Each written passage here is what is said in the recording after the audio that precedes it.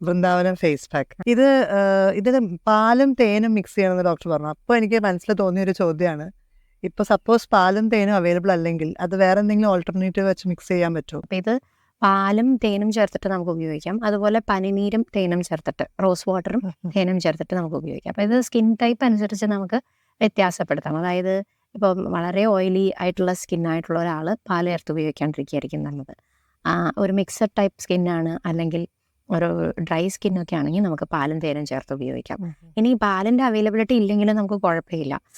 നമുക്ക് ഒരു mixed type of സ്കിന്നിലെല്ലാം അല്ലെങ്കിൽ ഓയിലി സ്കിന്നിൽ റോസ് വാട്ടർ കിട്ടിയില്ലെങ്കിലും നമുക്ക് സാധാരണ വെള്ളവും തേനും കൂടെ ചേർക്കുന്നത് എപ്പോഴും നല്ലതാണ്. നമുക്കറിയാലോ, തേൻ എപ്പോഴും നല്ലൊരു ഹൈഡ്രേഷൻ നൽകുന്നതും മുഖത്തിനും അല്ലെങ്കിൽ സ്കിന്നിനെല്ലാം നല്ലൊരു ഗുണകരമായിട്ട്, അല്ലെങ്കിൽ അതിന് നല്ലൊരു ആൻറ്റി ബാക്ടീരിയൽ എഫക്റ്റും ഒരു എക്സ്ഫോളിയേറ്റിംഗ് എഫക്റ്റൊക്കെ ഉള്ള ഒരു സാധനമാണ് ഹണി. അപ്പോൾ അതുകൊണ്ട് ഹണി എപ്പോഴും മിക്സ് ചെയ്യുന്നത് നല്ലതായിരിക്കും.